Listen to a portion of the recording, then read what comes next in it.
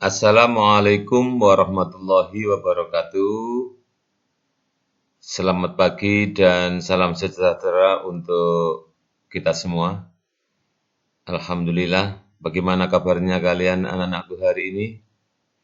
Sehat walafiat bukan? Mudah-mudahan PJJ dengan belajar dari rumah, kalian bisa mengikuti dengan baik. Saya ucapkan selamat dulu kepada kalian yang sudah diterima di UPT SMP Negeri 29 Gresik. Belajar yang baik, yang rajin ya, biar nanti berprestasi di sekolah ini. Anak-anakku sekalian, baiklah di pertemuan pertama di pelajaran IPA di kelas 7 nanti ada beberapa Bapak Ibu guru yang mengajar IPA di kalian. Ada Ibu Titik Ngatmi Rusiani SPD MPD, ada Ibu Vita Yuanita Fandi SPD, ada Ibu Siti Laila SPD. Dan saya sendiri, perkenalkanlah anak-anakku, nama saya Heru Subagio, yang lebih familiar di UPT SMP Negeri 29 Gresik ini dipanggil Pak Hers.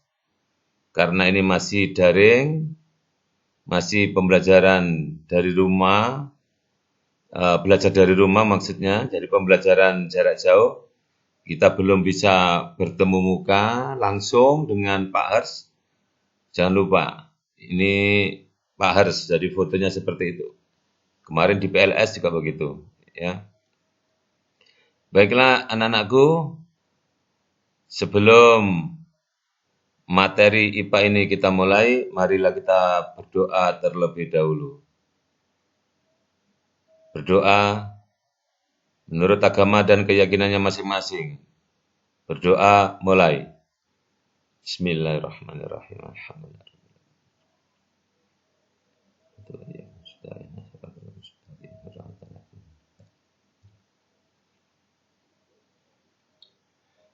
Baiklah, anak-anakku sekalian, sudah siapkah kalian mengikuti pembelajaran jarak jauh dengan belajar dari rumah, menonton video Pak Hers ini? Sebelum pelajaran IPA kita mulai, ini ada motivasi yang perlu kalian cermati agar kedepannya kalian bisa belajar dengan baik.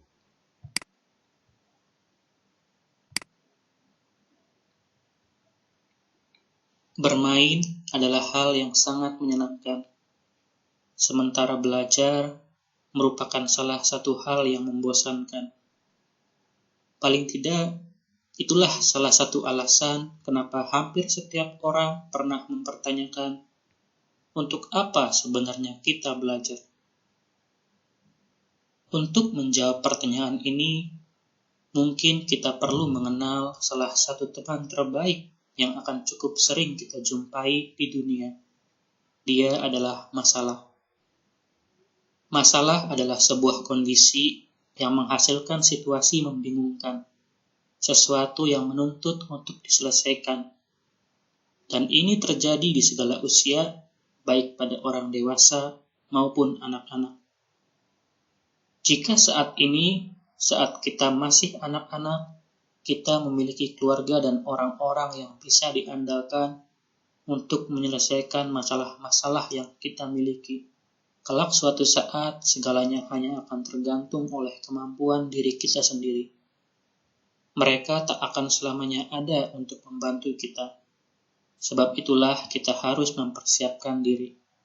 Dan itu tidak bisa dimulai nanti. Kita harus mempersiapkannya mulai dari saat ini. Belajar adalah hal yang sangat penting. Sebab belajar adalah gerbang menuju perubahan. Berubah dari tidak tahu menjadi tahu, berubah dari tidak bisa menjadi bisa, berubah dari bodoh menjadi pintar, berubah dari buruk menjadi lebih baik. Dengan belajar, kita akan punya cukup banyak wawasan, dan hanya dengan wawasanlah kita akan dapat menyelesaikan masalah yang datang silih berganti di kehidupan kita. Semakin tinggi wawasan yang kita miliki, maka semakin mudah dan semakin cepat bagi kita untuk menyelesaikan sebuah masalah. Coba saja kalian bayangkan jika seandainya di sekolah dasar kalian tak pernah belajar membaca dan menulis. Seperti apa kehidupan kalian saat ini? Yang pasti, saya pikir kalian tentu akan menemukan banyak sekali masalah di dalam kehidupan kalian. Bahkan untuk hal-hal kecil yang mungkin sekarang, saat ini, hal-hal tersebut tak terpikirkan sebagai sebuah masalah. Kalian akan kesulitan membedakan dan menyebut nama-nama produk. Kalian akan kesulitan menggunakan ponsel. Kalian akan kesulitan mengikuti petunjuk obat. Kalian akan kesulitan membaca petunjuk jalan. Bahkan kalian tidak akan mengerti maksud saya ketika saya menuliskan kalimat berikut ini. Nah, kata kuncinya adalah anak-anakku, belajar. Belajar dan belajar. Oleh karenanya, mulai kali ini kalian harus belajar dan belajar. Baiklah, pada pembelajaran IPA kali ini yang menjadi tujuan pembelajaran adalah diharapkan nanti kalian bisa menyebutkan 3 proses dalam penyelidikan ilmiah IPA. Yang berikutnya, kalian dapat menyebutkan 4 golongan pengetahuan yang dijadikan dasar dalam penyelidikan tentang alam. Kalian dapat menyebutkan definisi atau arti dari besaran pokok. Kemudian bisa menyebutkan 3 contoh besaran pokok. Kemudian kalian dapat menyebutkan definisi atau arti besaran turunan. Dapat juga menyebutkan 3 contoh besaran turunan. Dan yang terakhir, kalian dapat membedakan antara satuan baku dengan satuan tak baku. Kalau bisa nanti juga menyebutkan 3 contohnya. Baiklah anak-anakku, apa sih penyelidikan IPA itu? Jadi IPA itu ilmu pengetahuan alam. Penyelidikan ilmiah di dalam IPA melibatkan proses. Ada prosesnya, nak. Apa saja prosesnya? 1. Pengamatan. Lah, pengamatan ini menggunakan panca indera. Misalnya mata, hidung, itu panca indera. Atau memakai alat peraga. Itu kalau kalian nanti akan melakukan pengamatan. Pengamatan itu bisa di dalam laboratorium atau bisa juga di luar laboratorium. Contoh, ini mau Hari Raya Idul Kurban. Kalian mau berkorban yang beragama Islam, maaf. Kita akan mengamati sapi saat mau dibuat hewan kurban. Maka pengamatannya adalah melalui mata. Tidak mungkin melalui hidung atau melalui telinga. Ini. Jadi yang pertama adalah pengamatan. Nah itu ada gambar sapi. Harus kamu amati. Apa betul itu sapi? Jangan-jangan keliru ayam. Melalui mata. Kemudian kita akan mengamati makhluk hidup yang sangat kecil. Maka mata kita tidak mampu, tidak sanggup, atau tidak bisa melihatnya. Oleh karena itu, kalian dapat menggunakan alat peraga, alat namanya mikroskop, agar makhluk hidup yang sangat kecil tadi yang kita amati akan terlihat. Ini biasanya kita lakukan di laboratorium menggunakan mikroskop. Yang kedua, melalui inferensi. Apa inferensi? Proses merumuskan penjelasan berdasarkan hasil pengamatan tadi. Contoh, kita akan mengamati sapi tadi yang mau dibuat hewan kurban. Maka pengamatannya melalui mata. Setelah itu, kita bisa membuat inferensi dari sapi itu. Misalkan, sapinya tadi bagaimana? Inferensinya sapi tadi berwarna coklat. Nggak mungkin sapi berwarna hijau. Ini ada kesalahan. Yang kedua, bisa juga sapi tadi itu berkaki 4. Kamu lihat sapi tadi berkaki 4. Kemudian taruh di lapangan atau di mana, ternyata makan rumput dan lain-lain. Ini adalah inferensi yang kedua. Yang ketiga, mengomunikasikan. Jadi dikomunikasikan. Hasil pengamatan yang sudah kalian lakukan tadi, maka perlu dikomunikasikan. Bagaimana bentuk komunikasinya? Bisa melalui tabel. Tabel itu yang berupa kolom-kolom itu namanya tabel. Yang kedua, bisa berupa bagan. Jadi bagan itu ada kotak, kemudian ada garis-garisnya, itu namanya bagan. Bisa juga dalam bentuk kurva. Nah, seperti ini. Jadi kurva. Ada juga dalam bentuk grafik. Nah, dalam bentuk grafik. Itu grafik. Nah, ini adalah mengomunikasikan. Jadi melakukan komunikasi dalam keempat bentuk itu. Baiklah anak-anak, penyelidikan tentang IPA itu ada 4 golongan pengetahuan. Jadi ilmu pengetahuan alam itu bisa kita bagi menjadi 4 golongan. Yang pertama fisika. Nah, fisika itu yang bagaimana? Fisika itu ilmu yang mempelajari tentang aspek mendasar alam. Misalnya materi, energi, gaya, gerak, panas, cahaya, dan gejala alam fisik lainnya. Nanti kalau kalian sudah lulus dari SMP, belajar ke SMA, ambil jurusan IPA, maka ada materi atau mata pelajaran khusus yang namanya fisika. Kalau di SD dan SMP, kalian digabung menjadi IPA. Yang kedua, pengetahuan apa? Kimia. Ini menyelidiki tentang penyusun dan perubahan zat, atom, molekul, dan lain sebagainya. Kemudian yang ketiga, biologi. Ini mempelajari tentang sistem kehidupan. Ada sel, dan lain sebagainya. Dan yang keempat, ilmu bumi dan antariksa. Ini mempelajari tentang asal-usul bumi. Bumi ini juga sebagai planet. Kemudian matahari, bintang-bintang yang lainnya. Matahari ini juga disebut sebagai bintang karena memancarkan cahaya sendiri. Ada benda langit lainnya, bisa komet, meteor, dan lain sebagainya. Itu tentang 4 golongan pengetahuan yang dijadikan dasar di dalam penyelidikan IPA. Baiklah, anak-anak sekalian, yang berikutnya kita bahas besaran. Nah, untuk membahas besaran ini, ikuti video yang Pak Hers sampaikan ini, disimak dengan baik.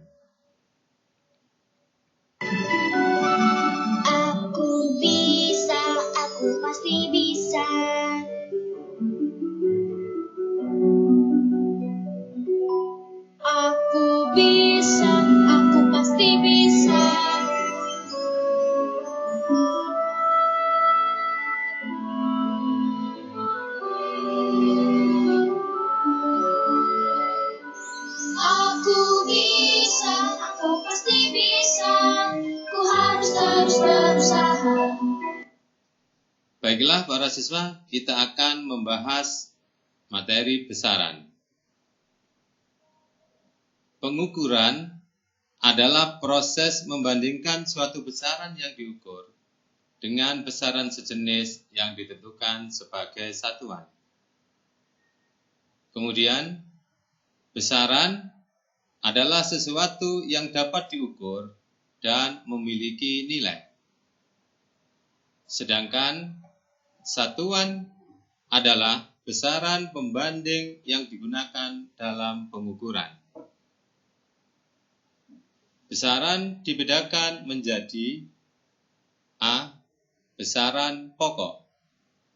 Besaran pokok adalah besaran yang satuannya ditetapkan terlebih dahulu. Ada 7 besaran pokok antara lain. 1. Panjang, satuannya meter, lambang satuan M. 2. Massa, satuannya kilogram, lambang satuan kg. 3. Waktu, satuannya sekon, lambang satuan S. 4.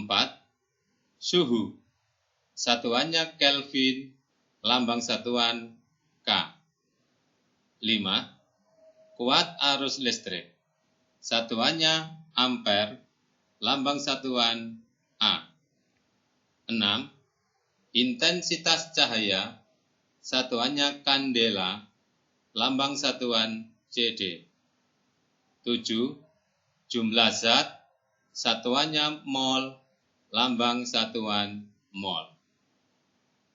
Para siswa, untuk memudahkan menghafalkan besaran pokok, maka kita bisa memberikan singkatan besaran pokok menjadi jiwa SMP.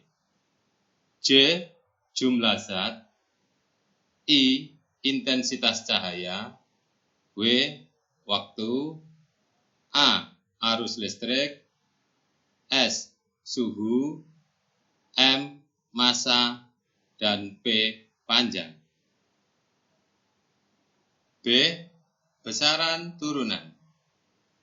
Besaran turunan adalah besaran yang satuannya diturunkan dari satuan besaran pokok.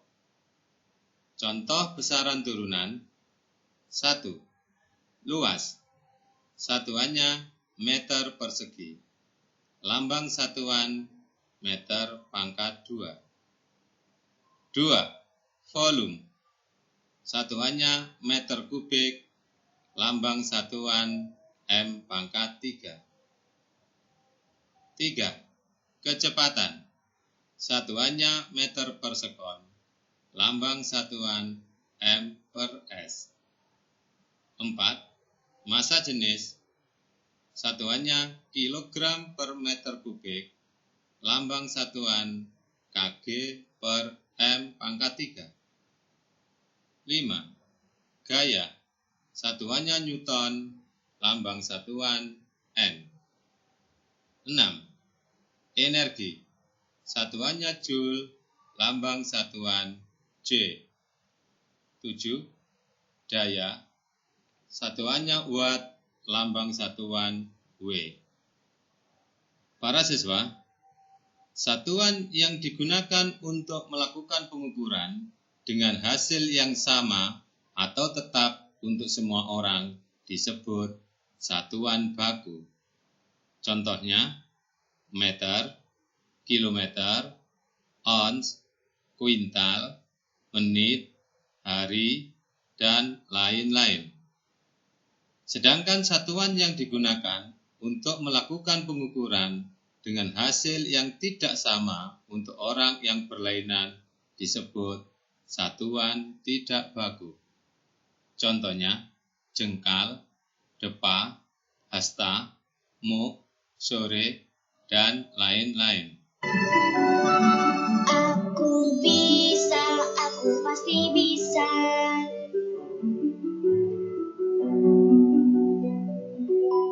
Aku bisa, aku pasti bisa.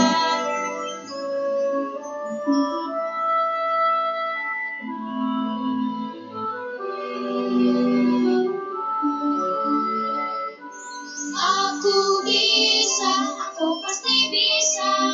Ku harus terus berusaha. Baiklah anak-anak, itu materi tentang besaran tadi harus kalian pelajari dengan sebaik-baiknya. Caranya bagaimana? Kalian harus punya kepastian, punya tekad bahwa aku pasti bisa. Aku pasti bisa, ya kalian harus berusaha. Baiklah, anak-anak, untuk mengetahui kalian tadi itu sudah tahu atau sudah belajar apa tidak, maka ada soal-soal latihan yang harus kalian kerjakan dan nanti minggu depan akan kalian kumpulkan sebagai tagihan.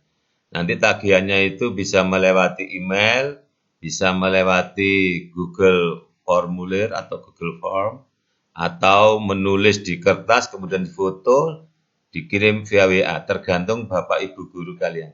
Jadi semua kelas 7 nanti Pak Hers, Bu Titi, Bu Vita, Bu Siti Laila akan menerangkan materi ini dalam bentuk video ataupun apa, ini secara bergantian. Jadi untuk sementara pertemuan di bab 1 nanti ada 2 video, yang menyampaikan adalah Pak Hers untuk semua kelas. Oleh karena itu saat soal-soal latihan ini nanti kalian akan diberikan soal ini kemudian dijawab dan dikirim ke guru kalian masing-masing. Jadi guru IPA kelas 7 ada 4, oleh karena itu yang kelas 7C maka nanti mengumpulkannya di Pak Hers.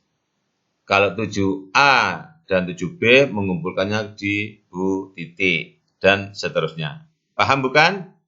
Baiklah anak-anak, soal latihan dari keterangan yang Pak Hers sampaikan tadi, diharapkan kalian bisa menjawab soal-soal latihan ini. Yang pertama, sebutkan 3 proses pengamatan IPA. Kemudian yang kedua, sebutkan 4 pengetahuan-pengetahuan yang menjadi dasar penyelidikan tentang alam. Kemudian yang ketiga, apa yang dimaksud dengan besaran pokok? Berilah 3 contohnya. Kemudian apa yang dimaksud dengan besaran turunan? Berilah 3 contohnya. Yang nomor 5, apakah perbedaan antara satuan baku dan satuan tidak baku? Nanti kalian jelaskan dan berilah masing-masing 3 contohnya. Baiklah anak-anakku sekalian, jangan seperti ini. Mobil itu kurang lengkap karena berkaki 2. Seharusnya mobil itu memiliki roda 4. Oleh karenanya kalian wajib untuk belajar, dan belajar. Baiklah, pembelajaran kali ini mudah-mudahan menyenangkan bagi kalian. Ikuti pembelajaran jarak jauh yang disampaikan oleh Bapak Ibu guru kalian. Kalian belajar dari rumah, tetap semangat, tetap memakai masker meskipun di rumah. Kalau mengikuti pembelajaran pada saat hari-hari efektif ini dari jauh tetap berseragam, sehingga kalian bisa mengikuti dengan baik. Demikian yang bisa saya sampaikan, kurang lebihnya mohon maaf anak-anak. Saya akhiri, billahi taufiq wal hidayah. Assalamualaikum warahmatullahi wabarakatuh.